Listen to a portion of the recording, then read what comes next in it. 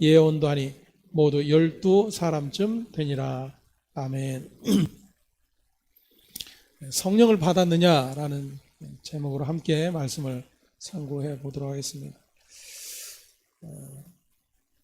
사도행전을 시작하면서도 말씀드렸지만 사도행전은 성령행전이다라고 이름이 붙여질 정도로 성령의 일하심에 많은 부분들이 기록이 되어 있습니다. 우리가 아까 찬송을 불렀지만 성령이 오셨네, 성령이 오셨네, 이렇게 번역을 해놨어요. 마치 능력, 권능, 어떤 위로, 이런 역할로 여기는 것입니다. 예수님, 하나님은 그렇게 님자를 붙이는데 성령은 성령이 오셨네, 그래요. 동일한 하나님이십니다.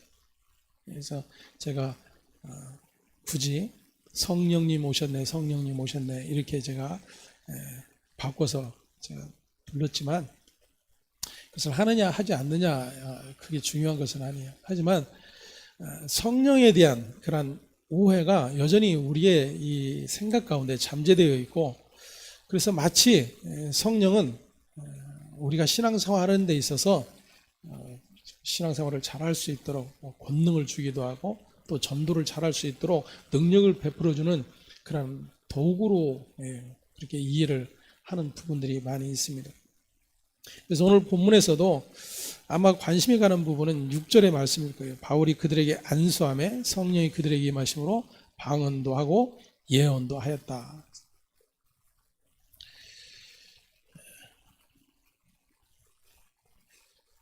그런데 이제 바울이 질문을 하죠. 성령을 받았느냐, 성령을 받았냐, 이렇게 질문을 합니다. 그래서 우리가 그동안도 이제 이 성령의 일하심이 무엇인가를 계속해서 살펴왔습니다. 성령의 일하심은 전혀 다른 것이 아니에요. 우리가 이해하고 있던, 또 오순절 계통의 많은 교회들이 그렇게 이해하고 있는 것처럼 하나님의 능력, 권능, 이런 도구를 우리에게 보내주신 그러한 분이 아니십니다.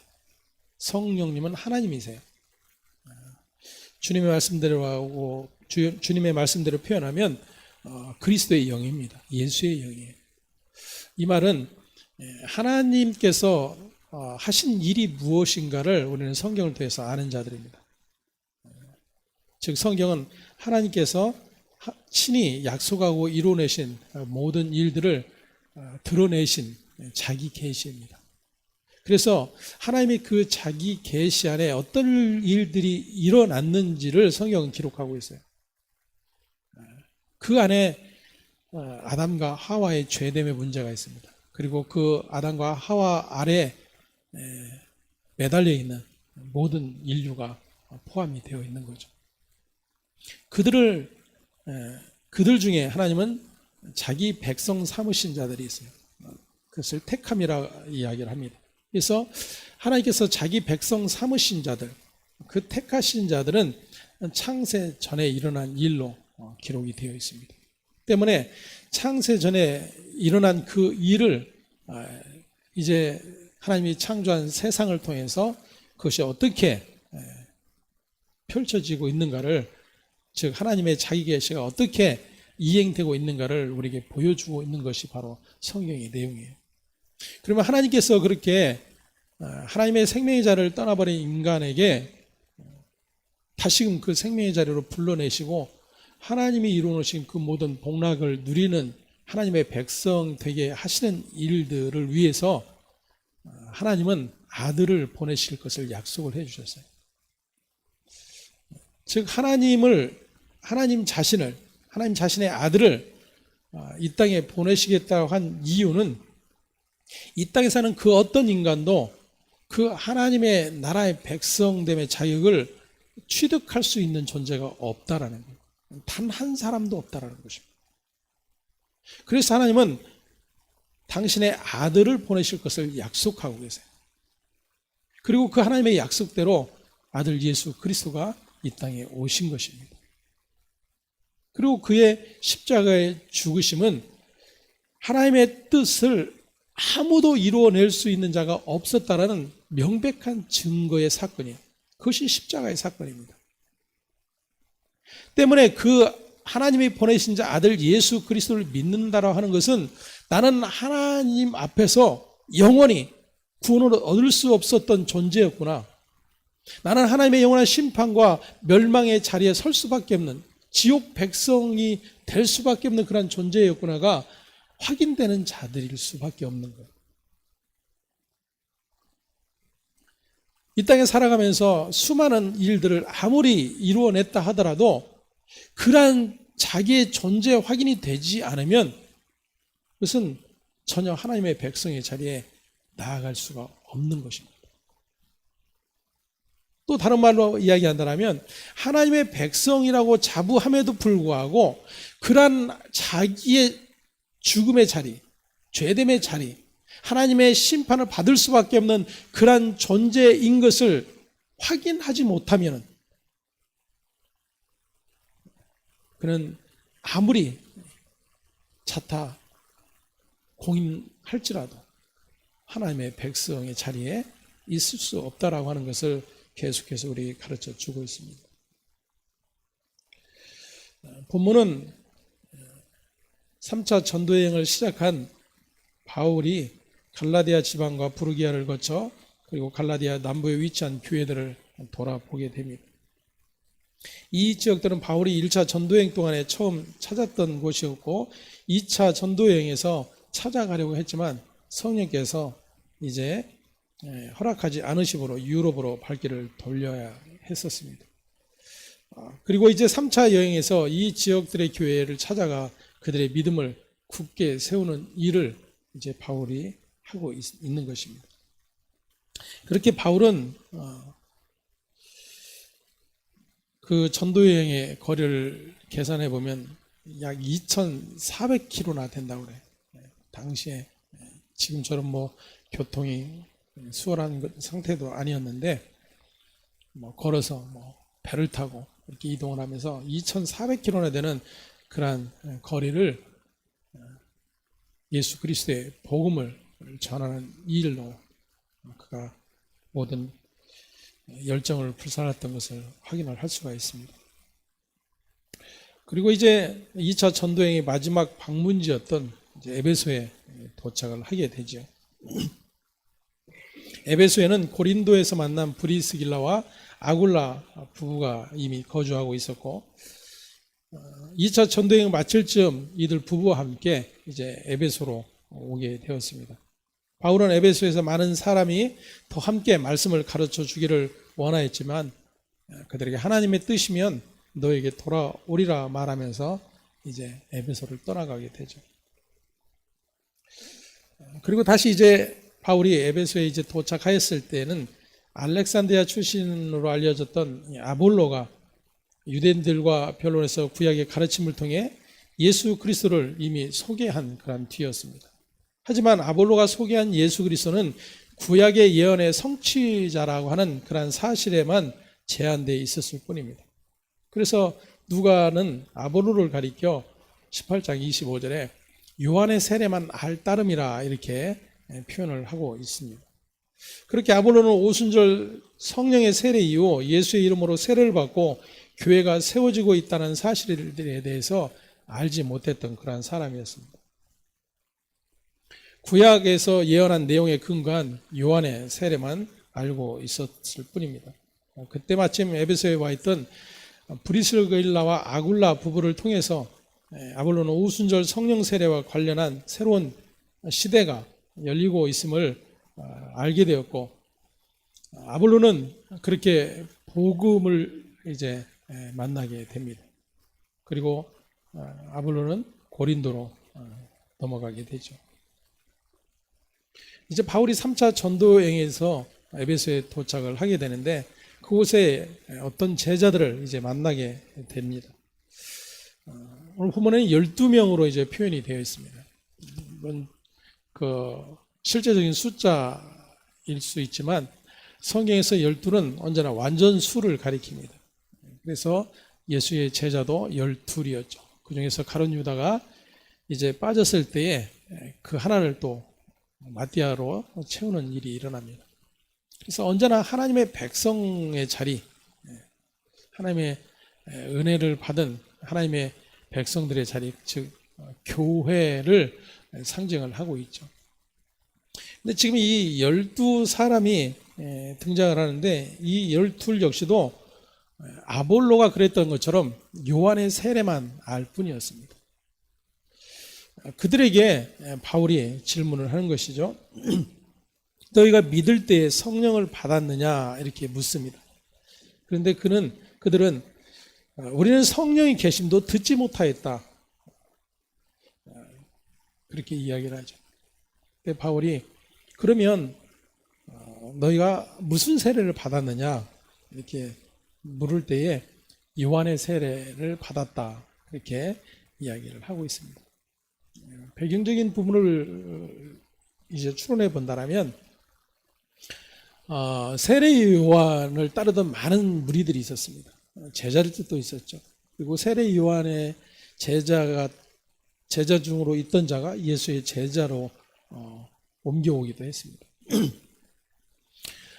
때문에 이 세례 요한으로부터 가르침을 받던 많은 사람들, 그의 제자들이 또 각 지역으로 퍼져서 그렇게 세례 요한을 통해서 배웠던 하나님 나라와 하나님의 말씀을 계속해서 가르치고 전하는 그러한 일들이 있었음을 알 수가 있습니다. 그래서 지금 에베소에도 그렇게 이제 세례 요한의 세례와 그를 통해서 전에 받았던 성경의 내용을 가르치고 믿는 그러한 이들이 있었음을 알 수가 있는 것이죠. 바로 지금 이 12이 그런 자들이었습니다. 요한의 세례는 죄 사함을 받게 하는 회개 세례였죠. 그리고 물 세례였습니다. 하지만 요한의 뒤에 오시기로 되어 있던 그리스도께서 베푸실 세례는 물 세례가 아닌 성령 세례였습니다. 즉 요한의 세례와 예수님이 오신 후 임하게 될 성령 세례와는 다른 것이었죠. 요한의 세례는 구약의 율법 아래 행위적 모든 죄에 대한 회개 세례입니다. 누가복음 3장 7절에서 17절까지의 말씀을 우리 함께 봉독하겠습니다.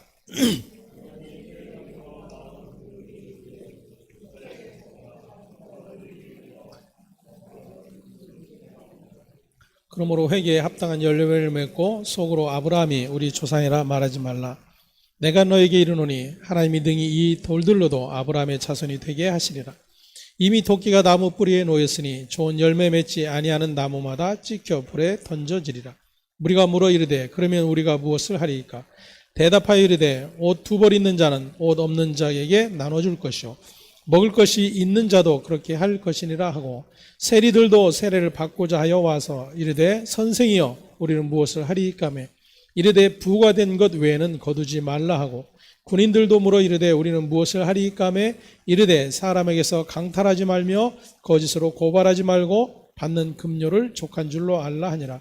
백성들이 바라고 기다림으로 모든 사람들이 요한을 혹 그리스도이신가 심중에 생각하니 요한이 모든 사람에게 대답하여 이르되 나는 물론 너에게 세례를 베풀거니와 나보다 능력이 많으신 이가 오시라니 나는 그의 신발끈을 풀기도 감당하지 못하겠노라. 그는 성령과 불로 너에게 세례를 베푸실 것이요 손에 키를 들고 자기의 타작마당을 정하게 하사 알곡은 모아 곳간에 들이고 쭉정이는 꺼지지 않는 불에 태우시리라. 아멘. 복음은 사람의 행위가 아니라 하나님께서 약속하신 일들 때문에 주어지는 하나님의 은총의 선물입니다. 때문에 성령 세례는 하나님께서 택하신 자기 백성에게 찾아오시는 사건이라고 하는 것을 알 수가 있습니다. 지금 세례 요한이 자기에게 세례를 받으러 나오는 무리들에게 이렇게 외칩니다. 독사의 자식들아, 독사의 자식들아, 누가 너희에게 일러 장차 올 진노를 피하라 하더냐, 이렇게 이야기하죠. 세례 요한이 이렇게 말하는 이유는 그들은 자신들은 하나님의 백성이라고 여기고 아브라함의 자손이라고 여기고 있음에도 불구하고 하나님의 모든 말씀을 지켜 행하지 않기 때문이었습니다. 즉 율법의 모든 하나님의 말씀을 받은 자들임에도 불구하고 그 율법의 말씀을 지켜내지 않는 이 일을 책망하고 있는 거예요. 그래서 그 뒤에 그러한 내용들이 기록이 되어 있는 것입니다. 옷 두 벌 있는 자는 옷 없는 자에게 나눠주고 먹을 것이 있는 자도 그렇게 할 것이다. 그래서 군인들은 어떻게 해야 되는지, 세금을 더 많이 거둔 일에 대해서는 어떻게 해야 되는지, 그런 부분들을 다루고 있는 거예요. 그러니까 율법이 가르쳐준 대로 행하라, 그 이야기를 하고 있는 거예요. 그것이 세례 요한이 외치는 회개입니다. 그러니까 율법적 회개를 이제 세례 요한은 외치고 있는 거예요. 그래서 예수님께서 선지자가 세례 요한까지라고 설명을 해주고 있습니다. 세례 요한은 그러니까 구약의 선지자예요. 예수님 당시에 함께 활동을 했지만 그는 구약의 선지자입니다. 신약의 선지자가 아니에요. 때문에 세례 요한이 외친 모든 일들은 하나님의 말씀, 율법을 지키지 않음에 대한 책망이었어요. 때문에 그러한 구약의 선지자의 역할, 또 다른 말로 하면 구약의 예를 들어서 예레미야나 이사야나 다른 모든 선지자들이 계속해서 외쳤던, 하나님의 백성들이 외쳤던 내용이 뭐예요? 하나님의 말씀으로 돌아오라예요. 불순종의 자리에서 순종으로 돌아오라. 이 모든 것들을 계속해서 외쳤습니다. 그렇지 않으면 어떻게 될 것이다? 화가 있을 것이다. 하나님의 심판이 있을 것이다를 계속해서 외쳤던 것이 구약의 선지자들입니다. 세례 요한이 외친 회개도 역시 마찬가지예요. 동일한 맥락의 회개를 외치고 있는 것입니다.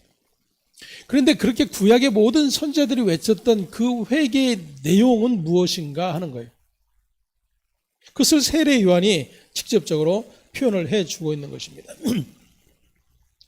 요한이 16절에 요한이 모든 사람에게 대답하여 이르되 나는 물로 너에게 세례를 베풀거니와 나보다 능력이 많으신 이가 오시나니 나는 그의 신발끈을 풀기도 감당하지 못하겠노라. 그는 성령과 불로 너에게 세례를 베푸실 것이요.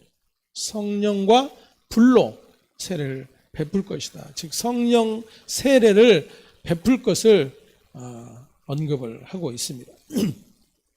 근데 그 성령 세례는 손에 키를 들고 자기의 타작마당을 정하게 하사 알곡은 모아 곡간에 들이고 쭉정이는 꺼지지 않는 불에 태우시리라, 이렇게 말씀을 하고 있어요.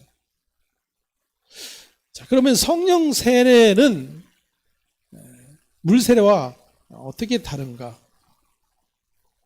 초반에 말씀드렸던 것처럼 한국교회에서 많이 오해된 부분이 바로 성령 세례이기도 하죠. 성령 받으면 뭔가 능력이 나타나고 권능이 나타나고 방언을 하고 예언을 하고 치유를 하고 하는 그러한 일들이 나타진다라고 여기는 거예요.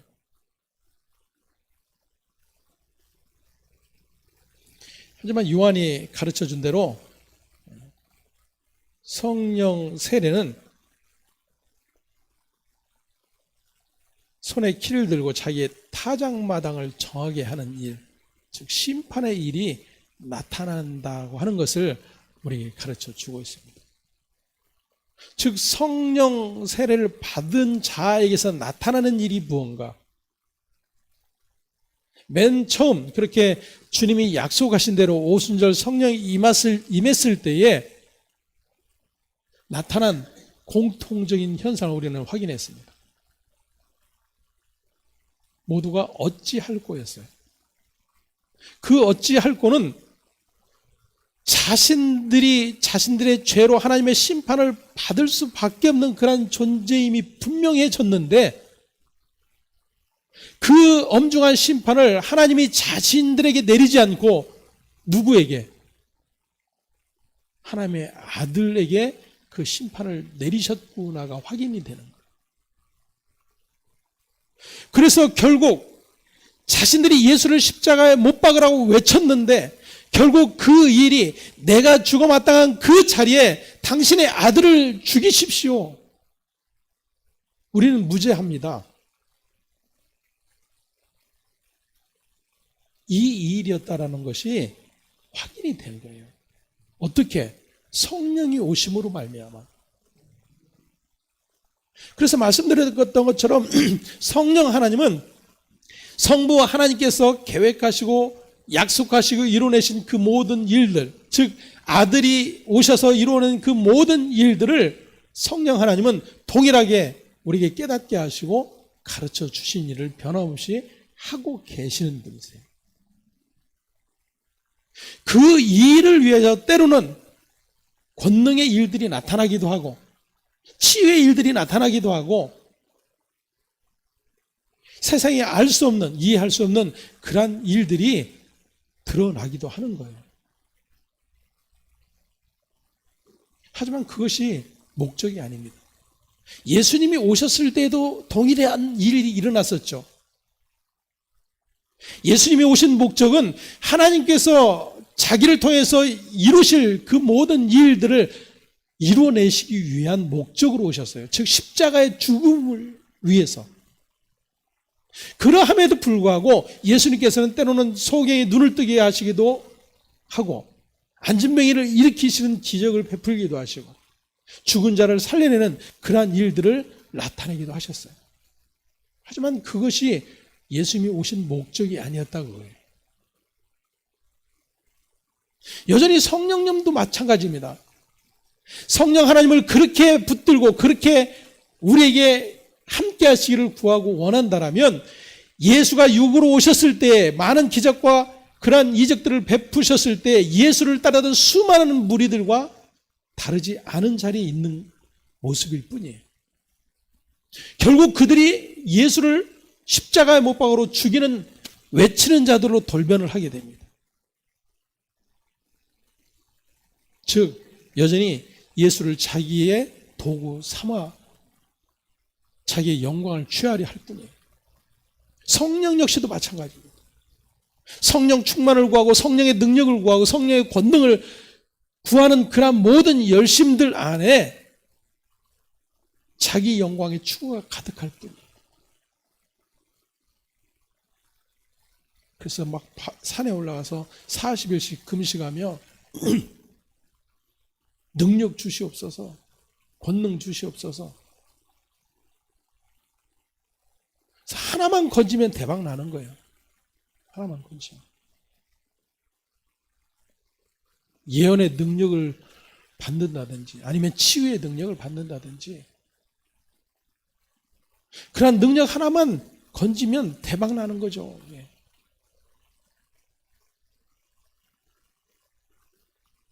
교회 성장이나 자기의 명예나 모든 사람들이 부러워할 만한 그러한 위치에 설 수 있는 거예요.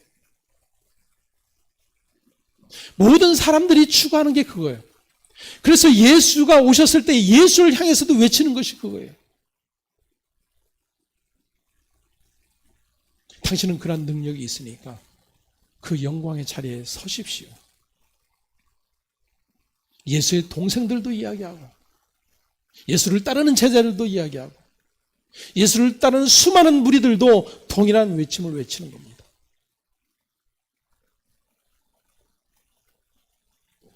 하지만 예수님은 수많은 그런 무리들의 외침과 환호와 그들의 지지와 격려에 전혀 반응을 하지 않으세요. 예수님은 한결같이 변함없이 아버지의 뜻을 기억하며 그 뜻을 이루는 자를 향해서 나아가실 뿐입니다. 여러분 성령님 역시도 마찬가지예요. 하나님의 백성들 가운데 찾아오셔서 변함없이 하시는 일은 예수께서 하셨던 그 일을 하나님의 백성들에게 계속해서 가르쳐 주시고 생각나게 하시고 그 예수를 따라가는 자들로 만들어내시는 일을 하고 계시는 거예요.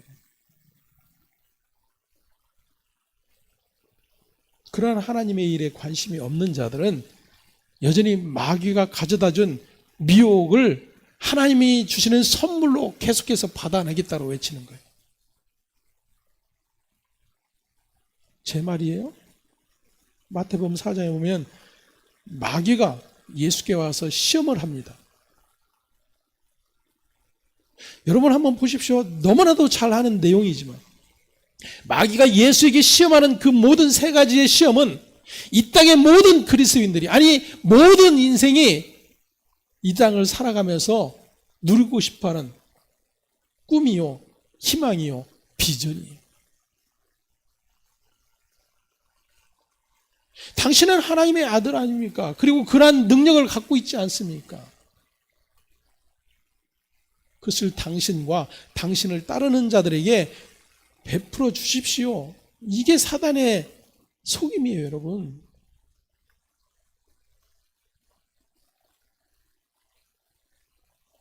그 사단의 속임을 예수는 물리치셨죠. 사단아, 물러가라. 너는 나를 넘어지게 하는 자로다. 넘어지게 하는 자로다. 그런데 예수님이 말씀하신 그 넘어지게 하는, 예수를 넘어지게 하는, 하나님의 백성들을 넘어지게 하는 그 사단의 속임을 하나님을 향해서 달라고 외쳐대는 자들이 기독교인들이에요.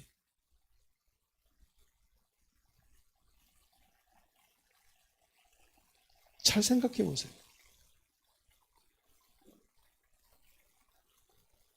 그렇게 수많은 무리들이 예수를 따라다녔어요. 하지만 예수는 왜 그들이 자신을 따르는지를 꿰뚫고 계십니다. 너희가 나를 따르는 까닭은 떡을 먹고 배부른 까닭이다. 너희 요구가 채워지고 이루어진 까닭이다. 너희가 내가 온 목적을, 내가 가려고 하는 그 길을 안다라면 너희는 나를 다 떠날 것이다 그래요.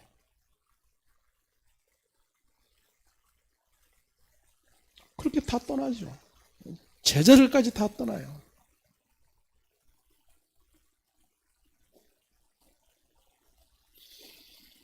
예수님이 제자들에게 묻죠. 너희도 나를 떠나려느냐?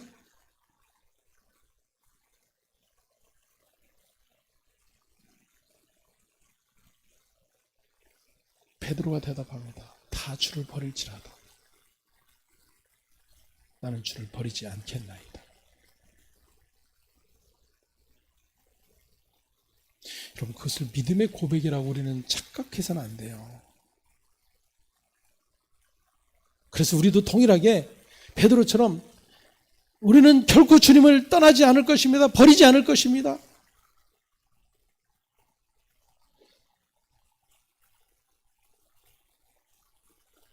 자기가 누구인지 어떤 존재인지를 모르는 거예요. 여전히 세상에 예수를 쫓듯 예수를 그렇게 여기고 있을 뿐이에요, 베드로는. 그 베드로를 주님이 아시는 거예요. 아니, 너는 나를 부인할 거야. 3번 부인할 거야. 여러분, 3번은 완전수예요. 마찬가지, 12과 마찬가지로. 너는 철저하게 나와 상관없는 자라고 너는 부인하게 될 거야. 왜? 그 목적을 가지고 예수를 따르고 있으니까. 그 목적이 예수에게서 이루어지지 않으니까 예수를 부인하는 거예요, 여러분. 우리가 살펴본 것처럼 그렇게 부인했음에도 불구하고 주님은 베드로를 끝까지 붙드시죠. 사단이 너를 밀가 물듯 하려고 너를 미혹하였지만 내가 어떻게 했다? 그 믿음에서 떨어지지 않기를 위해서 기도하였다 그래요. 그게 하나님의 백성의 자리예요, 여러분. 그리고 약속된 성령이 오심으로 말미암아 베드로는 비로소 하나님의 약속 안에서 보내신 자 예수가 누구신지를 분명하게 확인하고 깨닫게 되는 것이죠. 그 목적으로 성령을 보내주신 거예요. 육으로 오셨던 예수는 이제 죽어 묻혀 부활하시고 제한된 육체가 아닌 영으로 다시 그 예수를 우리에게 보내주신 거예요, 여러분. 그분이 성령님이에요.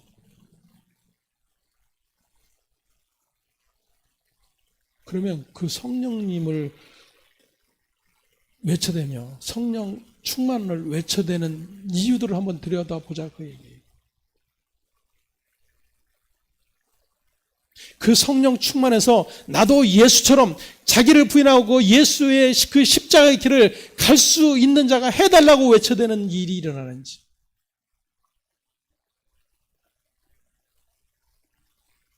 온갖 영광, 교회봉, 목적은 복음 전도죠. 복음 전도. 사도행전을 공부하면서 그런 말씀을 드렸지만 하나님의 관심은 많은 영혼에게 있지 않다 그랬어요. 여러분 착각하지 마세요. 하나님의 택한 영혼에게 관심이 있을 뿐이에요. 그 수가 많은지 적은지 우리는 알 수 없어요.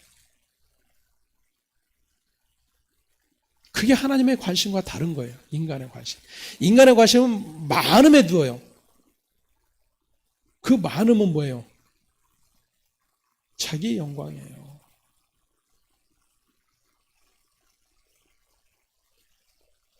그래서 아무리 복음이 아는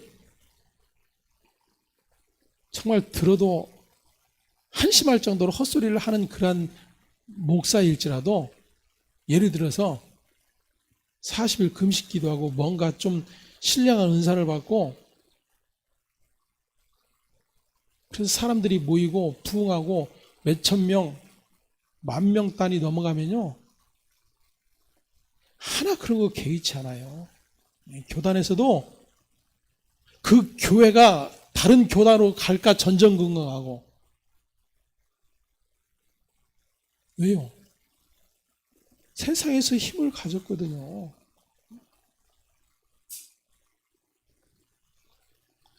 쉬운 말로 모든 게 다 용서가 돼요. 어떻게든지 그것을 커버해 주려고 하고.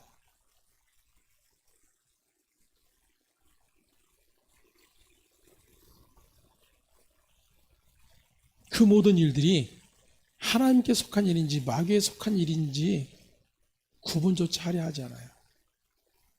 그 속에 있는 성도들 역시도 마찬가지고.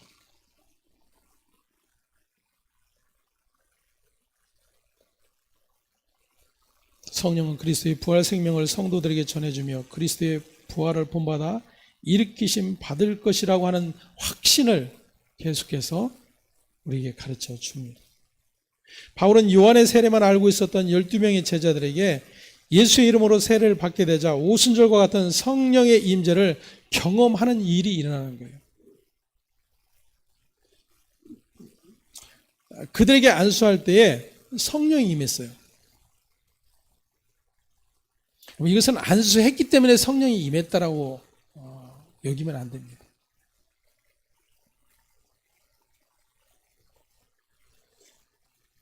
사실은 그러한 오해가 안수문화를 불러왔죠. 장로 임직을 한다든지 목사 안수를 할 때도 마찬가지예요. 목사님들이 머리에 손을 얹고 안수 기도하잖아요. 우스갯소리로 저희 노회에서 강도사 한 분이 이제 목사 안수를 받는데 죽는 줄 알았대. 죽는 줄 알았대.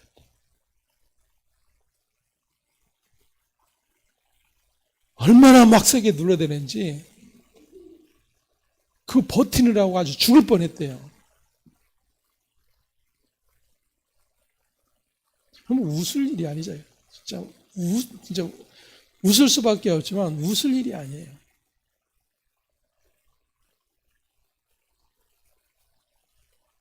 주시옵소서 막 이러면 뭔가 좀 막 임할 것 같고 그냥 조용히 손 얹고 그냥 하나님 당신의 복음을 전하는 복음의 일꾼 되게 해 주시기를 원합니다. 이러면 안 되는 거예요?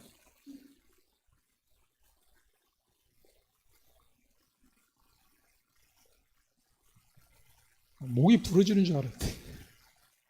버티느라고.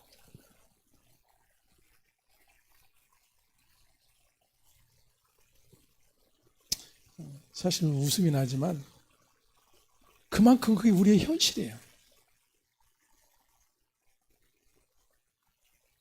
그러니까 성도가 목사님 기도해 주세요. 목사가 그냥 조용조용히 그냥 기도해 주면 별로 은혜가 안 돼.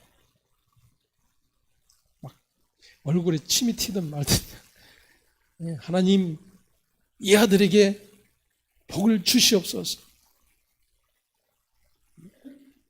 60배, 100배가 아닌 1000배, 만배로 축복해 주시옵소서. 근데도 아멘을 안 하는 무딘 사람은 없더라고요. 그렇게 목사가 세게 하면 절로 아멘이 나오는 거예요. 아멘, 아멘.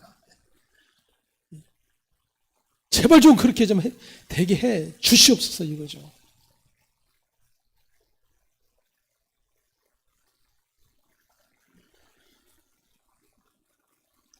성령의 오심 역시도 마찬가지예요. 지금 여기서 안수함에 성령이 임해서 방언도 하고 예언도 하였다 그래요. 어떤 일이 일어나고 있는 거예요?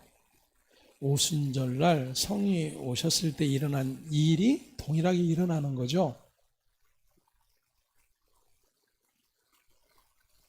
그 과정이 지금 사도행전을 통해서 기록이 되어 있어요. 그것을 이제 좀 살펴보겠습니다. 사도행전 1장 4절에서 8절 함께 봉독합니다.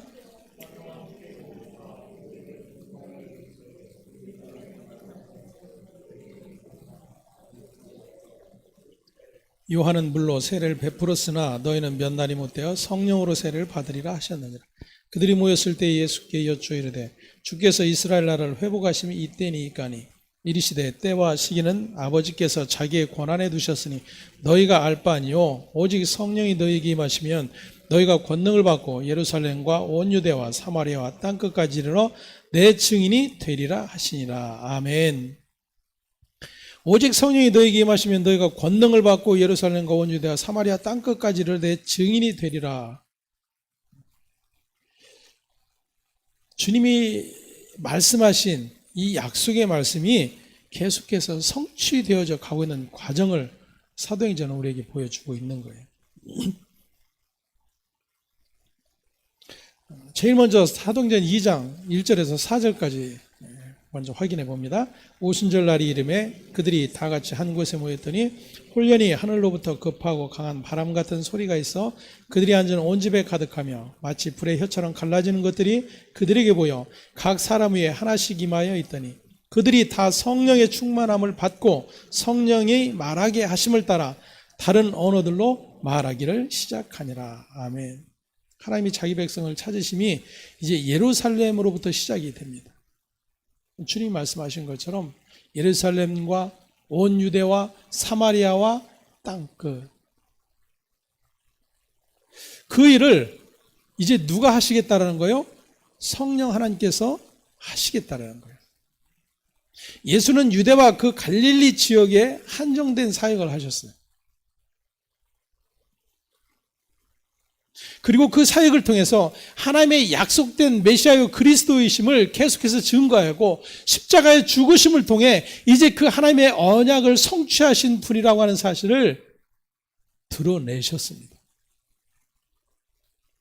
이제 이 모든 하나님이 이루어놓으신 일들을 성령이 오셔서 예루살렘과 온 유대와 사마리아와 땅끝까지 이르러 증인 삼게 하는 일을 하시겠다라고 말씀하고 계신 거예요.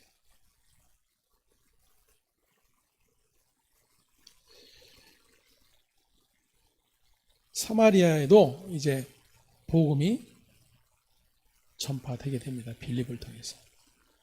그리고 그때에 그 사마리아 성에도 성령이 임하게 돼요. 그때에 그 도시의 유명한 마술사였던 시몬이 돈을 주고 그 능력을 사려고 했던 일이 있었어요. 그리고 그 일로 그는 저주를 받게 됩니다. 자, 누가 지금 저주를 받는 존재인지를 보시라 그거예요.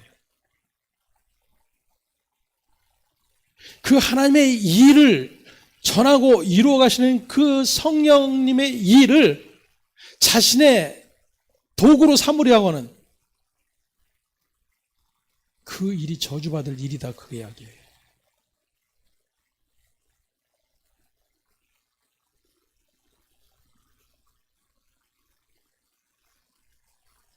사도행전 8장으로 가봅니다. 12절에서 17절. 빌립이 하나님 나라와 및 예수 그리스도의 이름에 관하여 전도함을 그들이 믿고 남녀가 다 세례를 받으니 시몬도 믿고 세례를 받은 후에 전심으로 빌립을 따라다니며 그 나타난 표적과 그 능력을 보고 놀라니라. 예루살렘에 있는 사도들이 사마리아도 하나님의 말씀을 받았다함을 듣고 베드로와 요한을 보내매 그들이 내려가서 그들을 위하여 성령 받기를 기도하니 이는 아직 한 사람에게도 성령 내리신 일이 없고 오직 주 예수의 이름으로 세례만 받을 뿐이더라. 이에 두 사도가 그들에게 안수함에 성령을 받은지라. 마치 안수할 때 성령이 임하는 것처럼 여길 수 있다, 그 이야기예요. 하지만 전혀 그러한 내용이 아님을 볼 수 있어야 합니다. 자, 보세요. 13절에 보니까 시몬도 믿고 그랬어요. 그죠? 시몬도 믿고. 어떻게 해요? 세례를 받습니다. 믿고 세례를 받아요. 여기까지 저와 여러분과 동일하죠? 그 다음에 어떻게 합니까? 예? 전심으로 빌립을 따라다니며 그래요. 빌립이 놀러 다녀요? 복음 전하는 이 일에 지금 헌신을 하고 있는 거죠. 자, 그러면 지금 예수를 믿고 세례를 받고 나서 시몬이 뭐 하는 거예요? 빌립과 함께 그 복음을 전하는 일에 어떻게? 전심으로. 여기 지금 전심으로 그 일을 하고 계시는 분 혹시 계신가요?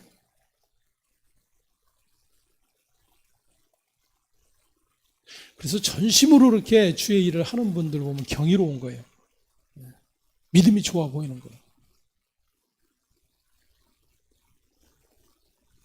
그런데 그걸 다 하나님의 일로 우리는 착각할 수 있다, 그 이야기예요.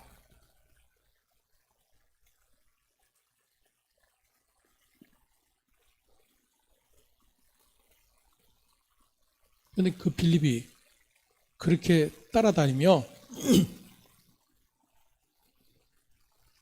표적과 큰 능력이 나타나는 것을 보고 계속해서 놀라죠.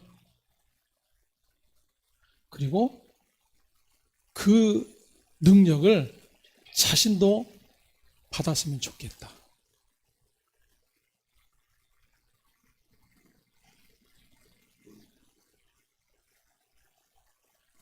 영적인 사모함이라고 우리는 여길 수 있잖아요.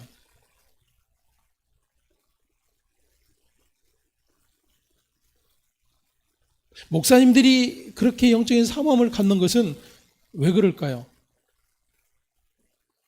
더 많은 영혼에게 복음을 전하기 위해서, 하나님의 나라를 이루기 위해서.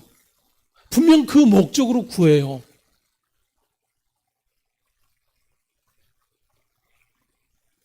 근데 결국 자기 안에 있는 죄됨을 보지 못하고 있는 거죠. 예수를 알지 못하는 거예요.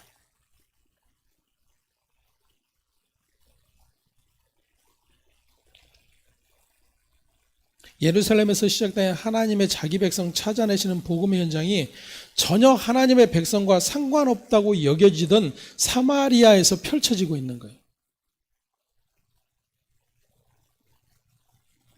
그러니까 사마리아에 지금 그렇게 복음이 증거되어지고 있고 믿는 일이 일어나고 있다는 이야기를 전해들은 예루살렘 교회가 믿을 수가 없는 거예요. 사마리아에 복음이 전파되었다고?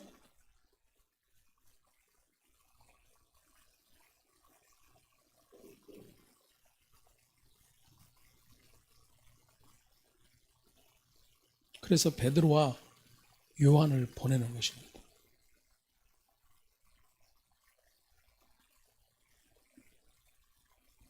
그리고 그들에게 성령 받기를 위해서 기도할 때에 그들에게 성령이 임하는 일이 일어나고 있는 거예요. 자, 보십시오. 계속해서 사도행전은 하나님께서 약속하신 일들을 하나님께서 이루어 가시는 현장이다 그랬어요. 그 일에 예수 그리스도가 있고 성령 하나님의 일하심이 있는 거예요.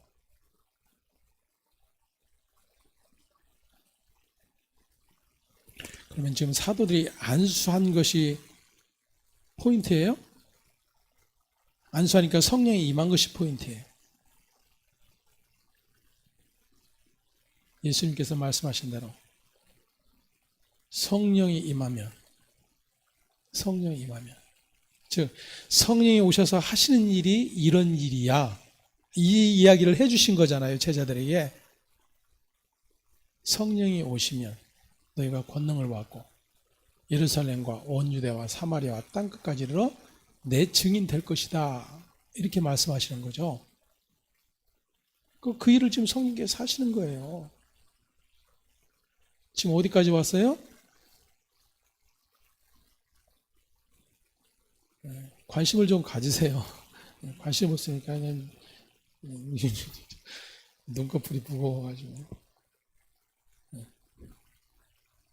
어디까지 왔어요 지금? 사마리아. 예루살렘과 온 유대와 사마리아.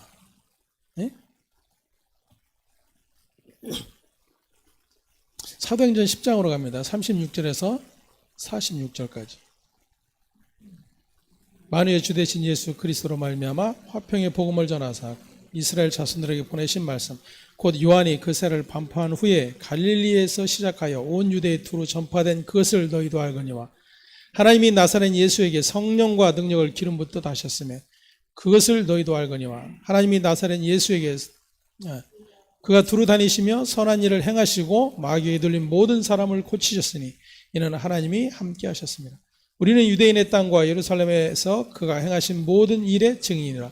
그를 그들이 나무에 달아 죽였으나 하나님이 사흘 만에 다시 살리사 나타내시되 모든 백성에게 하신 것이 아니요 오직 미리 택하신 증인 곧 죽은 자 가운데서 부활하신 후 그를 모시고 음식을 먹은 우리에게 하신 것이라. 우리에게 명하사 백성에게 전도하되 하나님이 살아있는 자와 죽은 자의 재판장으로 정하신 자가 곧 이 사람인 것을 증언하게 하셨고 그에 대하여 모든 선지자도 증언하되 그를 믿는 사람들이 다 그의 이름을 힘입어 죄 사함을 받는다 하였느니라. 베드로가 이 말을 할 때에 성령이 말씀 듣는 모든 사람에게 내려오시니 베드로와 함께 온 할례 받은 신자들이 이방인들에게도 성령 부어주심으로 말미암아 놀라니 이는 방언을 말하며 하나님 높임을 들음이로라. 아멘. 이제는 이방인에게 하나님의 구원이 펼쳐지고 있습니다. 그렇게 하나님의 구원은 이스라엘에게 더 이상 국한된 일이 아니었습니다. 율법을 받아 하나님의 백성이라 자부하던, 그래서 열심히 율법을 지킴으로 하나님의 백성됨을 증거하는 것이 아니었어요. 하나님께서 택하신 자기 백성을 찾아내시는 일이 바로 성령께서 행하시는 일인 것입니다. 그리고 오늘 본문에 나오는 유대인 제자들 역시도 마찬가지. 오늘 본문 1절에서 7절 말씀 함께 봉독합니다.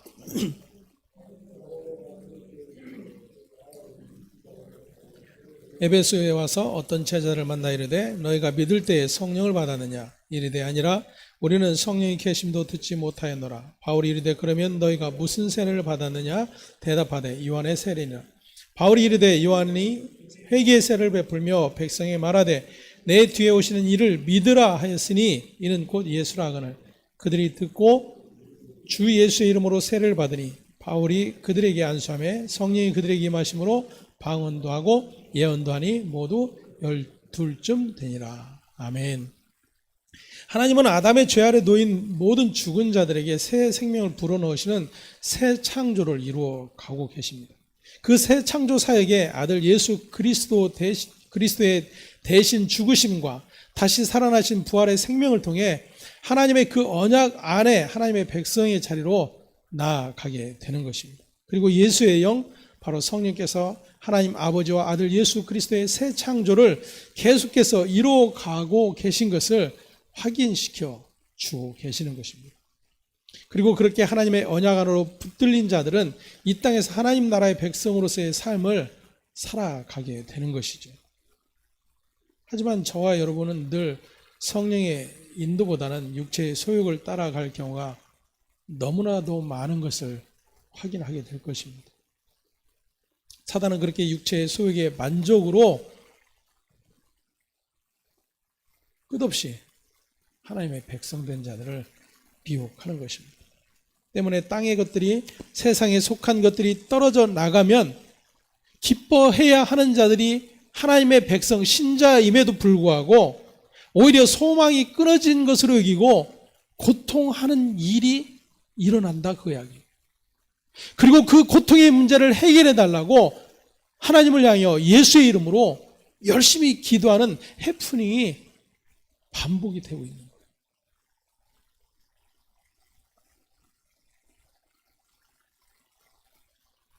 좀 더 즐길 수가 있었는데 아쉽다라는 것이죠. 때문에 하나님의 백성된 신자는 자신의 믿음 없음을 고백하며 성령으로 충만하게 하셔서 주님의 뜻을 따르게 하옵소서라는 간구를 해야 되는 자들이에요.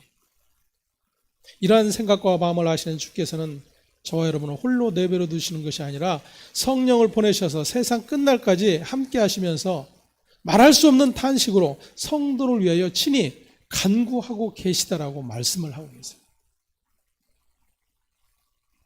마치 베드로가 예수님을 저주하고 맹세하고 부인하지만 예수님께서 베드로의 믿음이 떨어지지 않도록 기도하고 계시기에 그 믿음이 떨어지지 아니하는 것처럼 성령께서 저와 여러분 안에서 기도하시고 예수님께서 하나님의 보좌 우편에서 자기 백성들을 위하여 간구하고 계시기 때문에 저와 여러분이 그 하나님의 나라의 백성됨과 그 하나님 보좌 우편의 자리를 향하여 변함없이 나아갈 수 있게 되는 것입니다.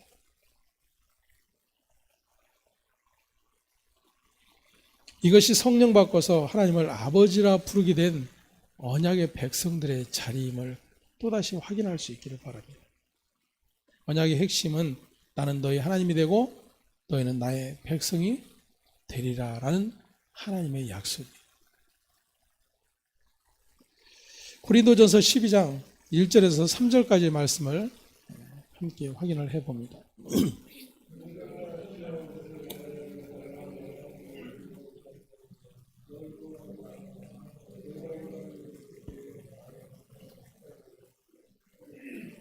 그러므로 내가 너에게 알게 하노니 하나님의 영으로 말하는 자는 누구든지 예수를 저주할 자라 하지 않고 또 성령으로 아니하고는 누구든지 예수를 주시라 할 수 없느니라. 아멘.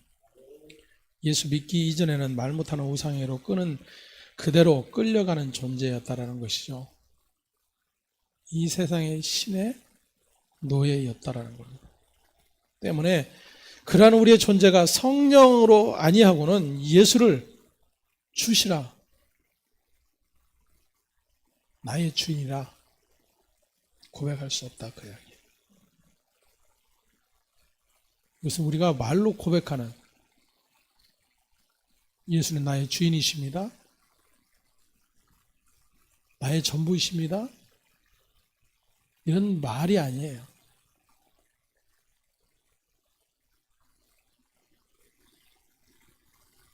성령께서 나로 하여금 예수를 나의 주인이십니다, 나의 전부이십니다라는 고백의 자료로 나를 이끌어 가실 때에는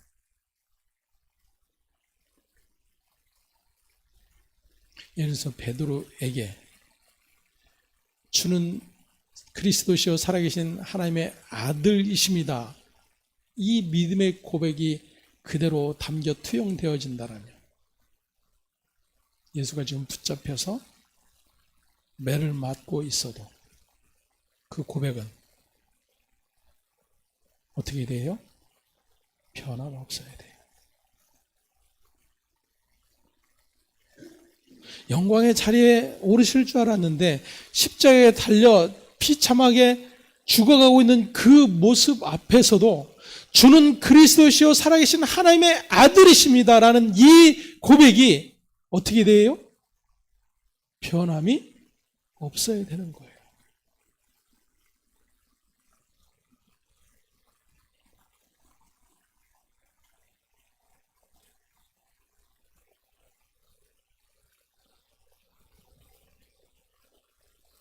그런데 베드로가 어떻게 하죠?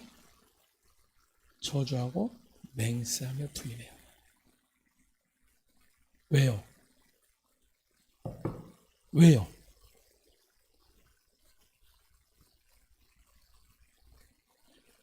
왜 지금 베드로가 부인했어요, 여러분? 성령이 아니고는 예수를 주라 고백할 수 없기 때문에. 예? 지금 오순절 성령이 오시기 전이잖아요. 하지만 베드로는 예수를 따르며 예수를 믿는 자였어요. 예수의 제자였어요. 다시 말씀드리지만 저와 여러분이 예수는 나의 주인이십니다. 나의 전부이십니다. 그러한 수없는 고백과 그러한 수없는 행위를 가지고 자기의 믿음을 근거 삼는 일은 아무 소용이 없는 거예요, 여러분.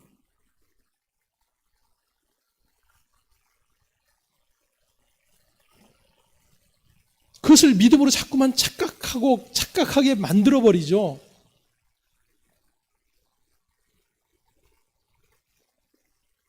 그래서 성령은 그냥 권능과 능력,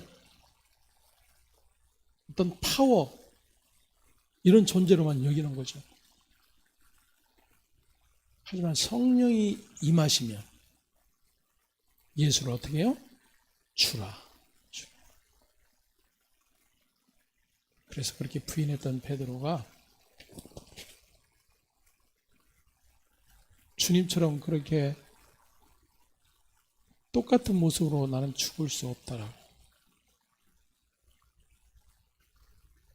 십자가에 거꾸로 매달려 죽음을 당했다 그러잖아요. 그게 성령이 하시는 일이에요, 여러분.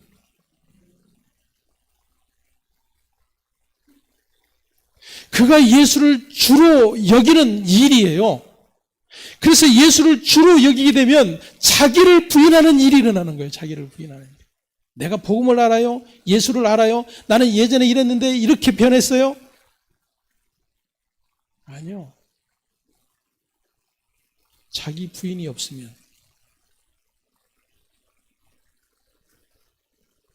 한낱 지식에 불과해요. 유대인들처럼.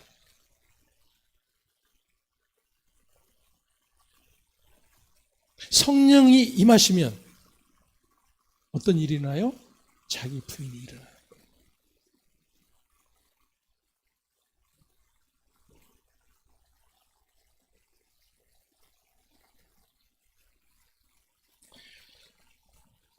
성령이 아니고는 자기가 주인된 자리를 예수님에게 결코 양도할 수가 없어요.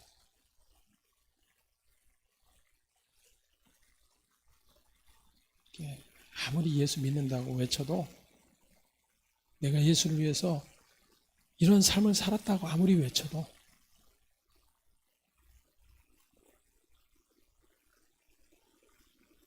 자기 부인의 자리가 되지 않으면 올리는 꽹과리에 불과한 거예요. 그럼 누가 더 큰 심판을 받겠는가 하는 겁니다.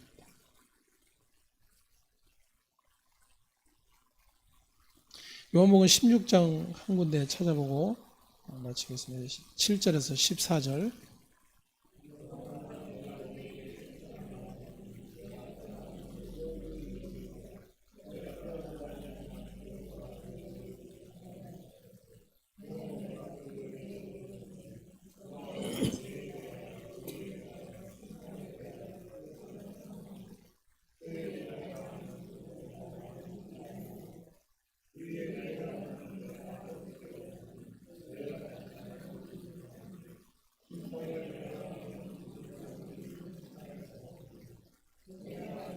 너희 이룰 것이 많으나 지금은 너희가 감당치 못하리라. 그러나 진리의 성령이 오시면 그가 너희를 모든 진리 가운데로 인도하시니 그가 자의로 말하지 않고 오직 듣는 것을 말하시며 장래일을 너희에게 알리시리라. 그가 내 영광을 나타내리니 내 것을 가지고 너희에게 알리겠습니다. 아멘. 내가 아직도 너에게 이를 것이 많지만 지금은 너희가 감당치 못하리라 그래요. 아니요, 우리는 얼마든지 감당하겠습니다. 다른 놈들 다 주를 버려도 나는 죽을지라도 주님을 버리지 않겠습니다. 이게 주님을 위하고 믿음의 자리에 서겠다라고 외치는 그러한 신자의 모습이에요.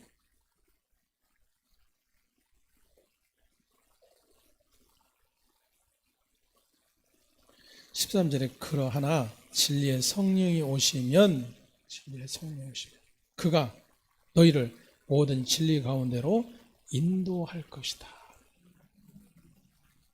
진리가 누구예요? 예수죠. 예수. 그 예수에게로 인도할 것이다. 그럼 그 예수는 예수에게로 인도함을 받는 이들에게 뭐라고 말씀하세요? 너희가 나를 따르려거든 자기를 부인하고 자기 십자가를 지고 나를 따를 것이니라. 근데 우리는 그 일을 할 수 있어요? 없어요? 없는 존재다 그 이야기예요. 그래서 하나님께서 아들을 통해서 약속하신 게 뭐예요? 성령을 보내겠다라는 거예요. 성령을 보내겠다. 그래서 그 성령이 오시면 너희가 권능을 받고, 그 권능이 뭐예요 여러분? 예수에게 있는 권능이 뭐예요? 아버지의 뜻을 이루는 그 십자가의 죽음의 자리가 권능이에요 여러분. 그 십자가에서 내려오는 권능이 아니에요. 기독교는 십자가에서 내려오는 권능을 계속해서 외쳐대요. 그런 권능을 주시옵소서, 보이시옵소서, 증거하시옵소서, 세상 모든 자들이 그렇게 하나님의 살아계심을 드러내시옵소서. 하지만 예수의 권능은 십자가에서 죽는 게 권능이에요. 성령의 임한 자들에게 권능은 뭐예요? 그렇게 죽는 거예요, 자기가. 근데 나는 빳빳이 살아있으면서 예수를 알고 성령도 알고 복음도 알고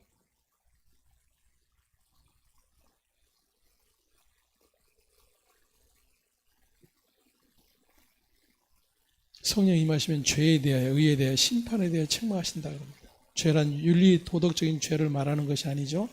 그러한 죄는 다 용서받을 수가 있습니다. 하지만 근본적인 죄는 예수를 믿지 아니하는 죄예요. 예수를 십자가에서 내려오게 하는 권능을 외치는 자들, 그 예수를 믿지 않는 자예요. 예수는 자기 백성을 저희 죄에서 구원하시기 위하여 오신 분이 예수라고 증거하고 있는데, 그래서 그 십자가에 죽기 위해 오신 분이 예수라고 성경이 말하고 있는데,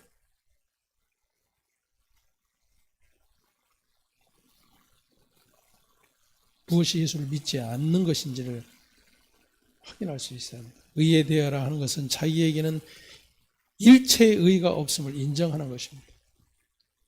자기의 의는 이미 정죄를 받을 수밖에 없는 것이라고 하는 것.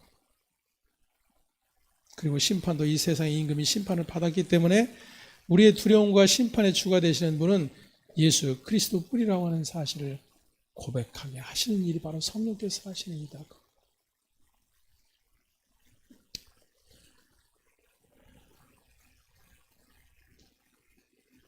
좀 많이 길어져서 죄송합니다. 하지만 오늘 바울의 질문을 우리는 다시 한번 저와 여러분 안으로 들을 수 있기를 바랍니다. 너희가 믿을 때 성령을 받았느냐? 믿을 때 성령을 받았느냐? 믿지만 성령을 받지 아니하면 그 믿음을 가지고 자기 행위를 일삼아요. 시몬처럼. 그것은 저주받을 일이에요. 믿을 때 성령을 받았느냐?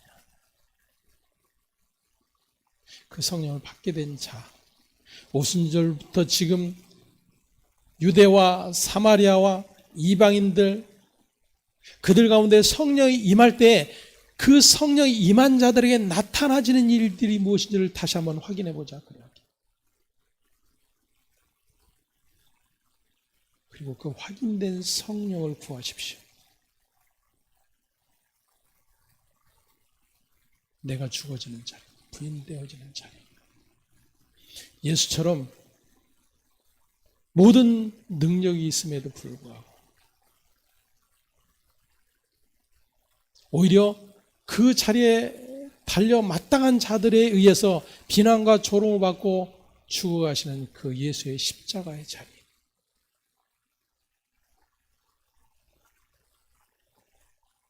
그게 성령이 임한 자리예요, 여러분. 성령 받으셨습니까? 기도하겠습니다. 하나님,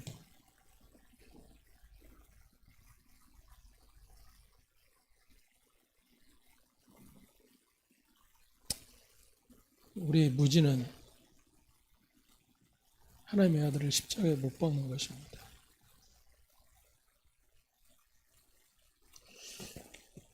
우리의 믿음은 그 하나님이 보내신 자 예수를 그리스도라고 외치며 십자가에 결코 달려 죽어서는 안 된다고 외치는 믿음입니다.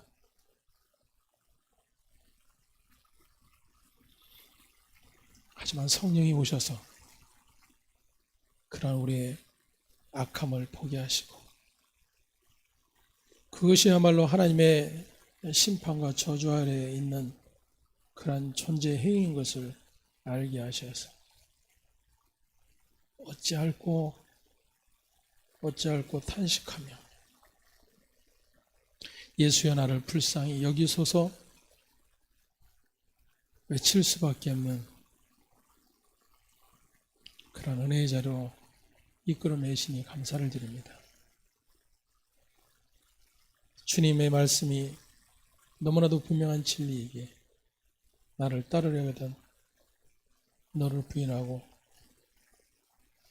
너의 십자가를 지고 나를 따를 것이라고 말씀하시는 그 뜻이 무엇인지를 분명히 알게 하셔서 세상에 사단의 모든 속임을 하나님이 주시는 복이라고 여기게 만들고 그것을 추구하며 쫓아가는 모든 우리의 악함이 주의 진리 예수 그리스도 앞에서 드러나도록 성령님 날마다 비추시고 깨닫게 하시고 가르쳐 주시기를 원하고 기도합니다. 오늘도 다시 한번 너의 믿음 안에 성령의 인도하심과 가르치심이 있느냐 이 질문을 반복하게 하시고 그렇게 날마다 우리의 죄된 육신의 자리에서 하나님이 불러내시는 생명의 자리로 나아가는 것을 기쁨으로 여길 수 있는